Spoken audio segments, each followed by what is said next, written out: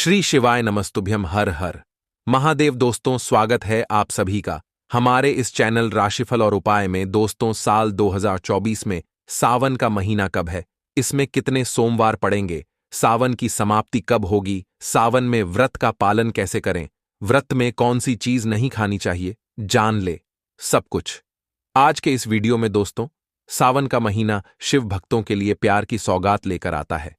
यही वह महीना है जिसे हम प्यार का महीना कहते हैं। शिव भक्त बड़े जोर शोर से सावन के महीने का बड़ी ही बेसब्री से इंतजार करते हैं। सावन में भगवान शिव धरती पर आकर अपने हर भक्त के घर में वास करते हैं। सच्ची भक्ति करने पर धन धान्य से घर घर देते हैं। सावन का हर एक दिन बहुत ही शुभ माना जाता है।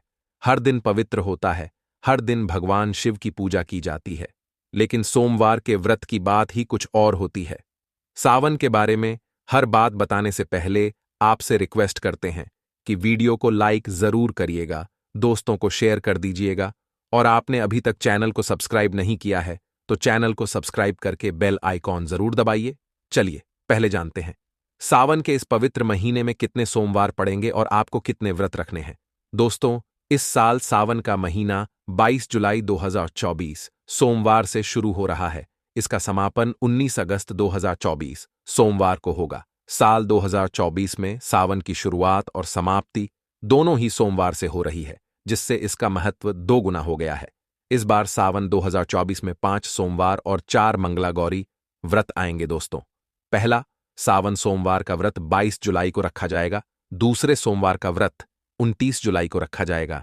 तीसरे सावन सोमवार का व्रत 5 अगस्त को रखा जाएगा। चौथा सावन सोमवार का व्रत 12 अगस्त को रखा जाएगा और 5वां सोमवार का व्रत 19 अगस्त 2024 को रखा जाएगा। दोस्तों, भगवान भोलेनाथ आपके घर में स्थायी रूप से वास करने वाले हैं, तो ऐसे में दिल खोलकर भगवान शिव की उपासना और भक्ति में लग जाए। दोस्तों, यह शुभ संयोग 19 सालों के बाद बना है। सावन का पहला सोमवार 22 जुलाई को पड़ेगा। इस दिन आप व्रत अवश्य रखें। भगवान भोलेनाथ आपकी सभी मनोकामनाएं अवश्य पूर्ण करेंगे। सावन की समाप्ति 19 अगस्त को होगी। ऐसे में अब जान लेते हैं सावन के इस पवित्र महीने में कौन सी गलती नहीं करनी चाहिए, जिससे कि शिव जी नाराज ना हो। और सावन व्रत में यह चीज कभी मत खाना, नहीं तो भगवान भोलेनाथ आपसे क्रोधित हो सकते हैं, आपका व्रत टूट सकता है। आइए जानते हैं कुछ ऐसे सावधानियां जिन्हें भूल कर भी नहीं करनी चाहिए। नंबर 1, शास्त्रों में बताया गया है कि व्रतधारी को उधार मांगकर फल आदि नहीं खाना चाहिए। इससे पाप लगता है और व्रत अधूरा रह जाता है। सोमवार का व्रत हो या कोई और व्रत, व्रत में पड़ोसियों से मांगकर फल वगैरह खाना नहीं चाहिए। व्रत में उधार मांगकर खाने से व्यक्ति का व्रत झूठा हो जाता है। ईश्वर की शरण में आने पर व्यक्ति को झूठ नहीं बोलना चाहिए, कर्ज नहीं लेना चाहिए, चुगली आदि नहीं करनी चाहिए, उधार मांगकर भी खाना नहीं चाहिए। अगर व्रत के दौरान आपको कोई अपनी मर्जी से खाने के लिए कुछ देता है तो उसे आप खा सकते हैं, लेकिन व्रत में कम से कम उधार मांगकर फल आदि खाना नहीं चाहिए। इससे पाप लगता है और व्यक्ति की पवित्रता भंग हो जाती है। नंबर 2, सोमवार का व्रत हो या सावन का व्रत, आपको नाशपाती नहीं खाना चाहिए। दरअसल इस फल का नाम नाशपाती यानी नाश करने वाला होता है, इसीलिए इस फल को व्रत में नहीं खाना चाहिए। व्रत आदि को छोड़कर किसी और दिन आप इसे खा सकते हैं, लेकिन जिस दिन आपका व्रत हो उस दिन नाशपाती का सेवन बिल्कुल नहीं करना चाहिए और भगवान को भी नाशपाती नहीं चढ़ाना चाहिए। नंबर 3, कभी कुत्तूम से भी आपका व्रत टूट सकता है। दोस्तों, लंबे समय से रखा हुआ आटा आपका व्रत भंग कर सकता है। दरअसल पुराने आटे में घुन कीड़े पड़ जाते हैं जो ठीक तरह से दिखाई भी नहीं देते। ऐसा आटा खाने पर दरअसल आप मांस का सेवन करते हैं और व्रत में कीड़े खाना घोर पाप के बराबर माना गया है। आपका व्रत इससे भंग हो जाता है। व्रत में ताजा आटा खाना चाहिए। लंबे समय से रखे हुए आटे में कीड़े पड़ जाते हैं तो ऐसा कभी ना करें। व्रत हमेशा शुद्धता में ही रखना चाहिए। सावन का महीना बड़ा ही पवित्र महीना माना गया है, इसलिए यह 5 चीजें भगवान शंकर के पास कभी ना रखें। जानते हैं उनके बारे में। नंबर 1, जहां शिवलिंग रखा हो या महादेव की कोई भी प्रतिमा हो, वहां पर भूलकर भी जूते चप्पल लेकर जाना नहीं चाहिए।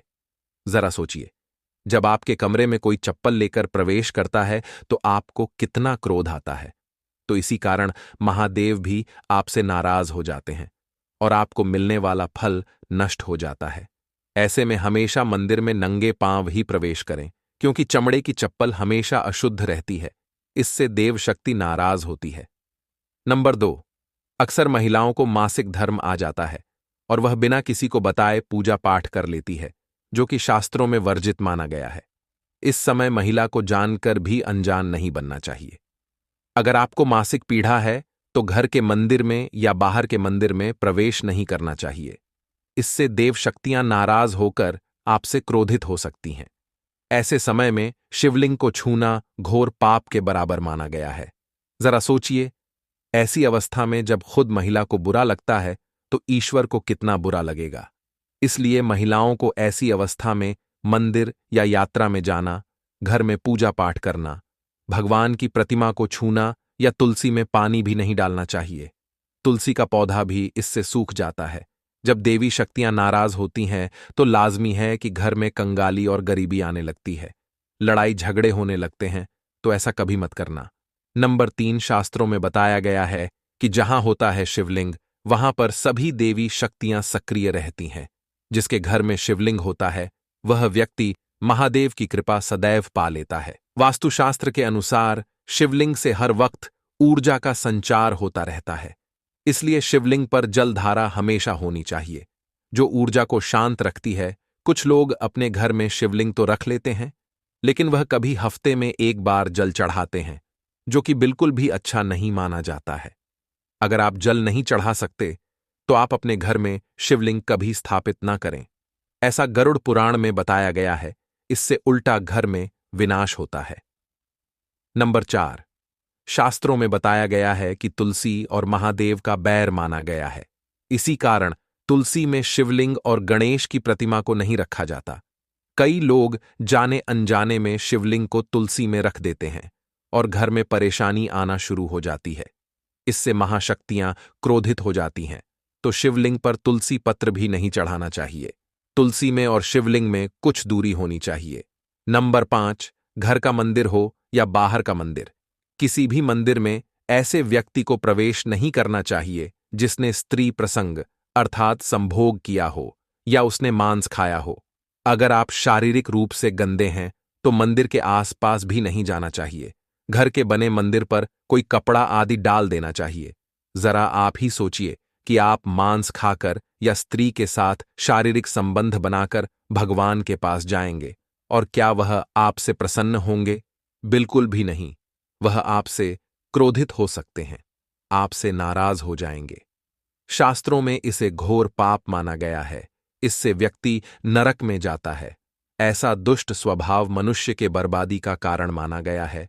तो ऐसा बिल्कुल ना करें। ईश्वर के सामने हमेशा नहा धोकर मन पवित्र लेकर ही जाना चाहिए। इससे सभी शक्तियां आपसे प्रसन्न रहती हैं। दोस्तों, सावन के महीने में महादेव को ऐसे बेलपत्र कभी मत चढ़ाना। इसे बहुत ही अशुभ माना जाता है। दोस्तों, पौराणिक मान्यताओं के अनुसार बेलपत्र चढ़ाने से शिव जी का मस्तक शीतल रहता है। बेलपत्र से भगवान शिव की पूजा करने से दरिद्रता दूर होती है। व्यक्ति सौभाग्यशाली बनता है। इससे हनुमान जी भी प्रसन्न हो जाते हैं, क्योंकि वे शिव के ही अवतार हैं और इस बात को शायद ही कोई जानता हो। दोस्तों, अब आप यह जान लें कि बेलपत्र का उपयोग और इसके लाभ कैसे मिलते हैं। नंबर 1, तीनों लोकों में जितने तीर्थ स्थल प्रसिद्ध हैं वे सभी तीर्थ स्थल बेलपत्र की मूल भाग में स्थित माने जाते हैं। इस बात को शायद ही कोई जानता हो। नंबर 2, अगर बेल का वृक्ष घर के बीचों बीच या पूर्व दिशा में लगा हो तो घर में धन धान्य की कभी कमी नहीं रहती और परिजन खुशहाल रहते हैं। नंबर 3, जो व्यक्ति बेल के वृक्ष के मूल भाग की गंध, पुष्प आदि से पूजा अर्चना करता है उसे मृत्यु के पश्चात शिवलोक की प्राप्ति होती है। अब जानते हैं बेलपत्र से जुड़ी और कुछ खास बातें। दोस्तों, चतुरअष्टमी, नवमी, चतुर्दशी और अमावस्या, इन तिथियों के साथ ही संक्रांति के समय और सोमवार को बेलपत्र नहीं तोड़ना चाहिए। पूजा से एक दिन पहले ही बेलपत्र तोड़कर रख ले। दोस्तों, बेलपत्र कभी अशुद्ध नहीं होता। अगर आपको पूजा के लिए नया बेलपत्र नहीं मिल रहा है तो आप किसी दूसरे के चढ़ाए हुए बेलपत्र को स्वच्छ जल से धोकर भगवान शिव को अर्पित कर सकते हैं। बेलपत्र में कम से कम 3 पत्तियां होनी चाहिए। कटी फटी पत्तियों का बेलपत्र भगवान शिव को गलती से भी अर्पित मत करना। कटी फटी पत्तियों को अर्पित करने से शिव का अपमान माना जाता है और इसीलिए बेलपत्र की पत्तियां एकदम साफ होनी चाहिए। दोस्तों, सावन के इस पवित्र महीने में जिस व्यक्ति को 5 संकेत मिल जाए तो इससे यह पता चलता है कि महादेव आपकी भक्ति से बहुत प्रसन्न है और आपको धनी होने से कोई भी नहीं रोक सकता। चलिए जानते हैं। नंबर 1, बैल का दरवाजे पर आना। दोस्तों, नंदी भगवान भोलेनाथ के वाहन है। नंदी को भगवान शिव का द्वारपाल भी कहा गया है। नंदी महाराज को बुद्धि और ज्ञान का प्रतीक माना गया है। शिव के मंदिर के बाहर हमेशा नंदी महाराज विराजित रहते हैं। लेकिन अगर सावन के इस पवित्र महीने में अचानक से नंदी महाराज आपके दरवाजे पर आ जाएं और घर की चौखट को सिंह मारने लगे, तब आपको समझ लेना चाहिए कि भगवान शिव आपके घर में आने वाले हैं। यह उनके आने का एक संकेत है। भगवान शिव आपकी भक्ति से बहुत प्रसन्न है और आपके घर में खुशियां आने वाली हैं। आपको धनी होने से कोई नहीं रोक सकता। लेकिन याद रहे, नंदी महाराज को तिलक लगाकर मीठा भोग जरूर खिलाएंगे। नंबर 2, सावन के पवित्र महीने में अचानक से आपके सपनों में अगर शिवलिंग दिखाई दे जाए, अर्थात भगवान शिव दिखाई दे, तो इससे आपको समझना चाहिए कि अब आपके जीवन से परेशानियों का अंत जल्दी हो जाएगा। भगवान शिव आपकी सच्ची आराधना भक्ति से बहुत खुश हैं और वह आपके घर में आने वाले हैं। ऐसे में याद रहे, शिव की भक्ति में कोई भी कमी ना आने दे। घर को गंदा ना रखें, क्योंकि आपके घर में भगवान शिव पधारने वाले हैं। नंबर 3, शास्त्रों के अनुसार माना गया है कि नीलकंठ पक्षी भगवान शिव का प्रतीक है। अगर आपके घर में सावन के महीने में नीलकंठ छत पर आकर बैठ जाए तो उसे भूलकर भी मत भगाना, क्योंकि यह भगवान शिव का प्रतीक माना गया है। ऐसे में आपको खुश हो जाना चाहिए, क्योंकि भगवान शिव आपकी भक्ति से बहुत खुश हैं। शास्त्रों में बताया गया है कि नीलकंठ अगर मनुष्य के घर पर आकर बैठ जाए तो यह घर में साक्षात महादेव शिव के आने का संकेत है। अब आपके बुरे दिन जाने वाले हैं। कहते हैं भगवान श्री राम ने इस पक्षी के दर्शन करने के बाद ही रावण पर विजय प्राप्त की थी। नंबर 4, सावन के पवित्र महीने में घर में काला सांप निकल आए तो इसे बहुत ही शुभ कारक माना गया है। इसे बिल्कुल भी ना मारे। यह भगवान शिव के आने का संकेत है। जिनकी भक्ति से महादेव प्रसन्न होते हैं, उन्हें महादेव किसी खास अवसर पर अपने दर्शन देते हैं। सावन का महीना बहुत ही पवित्र महीना माना गया है। यही वह महीना है जिसमें भगवान शिव धरती पर आते हैं और उसी घर में अपना वास बना लेते हैं जो सच्चा भक्त होता है। सपनों में किसी मंदिर में नाग नागिन का जोड़ा दिखना बहुत ही शुभ कारक माना गया है। ये घर में शिव के आने का संकेत है। अब आपके खुश होने का समय आया है। नंबर 5, सावन के शुभ अवसर पर सोमवार के दिन डमरू की आवाज या घंटियों की आवाज सुनाई दे तो यह अत्यंत शुभकारी माना गया है। इसका अर्थ यह है कि भगवान भोलेनाथ आपसे प्रसन्न हैं और जल्दी आपके घर और जीवन में प्रवेश करने वाले हैं, जिससे आपका आर्थिक संकट दूर होकर जीवन में सुख समृद्धि आने वाली है।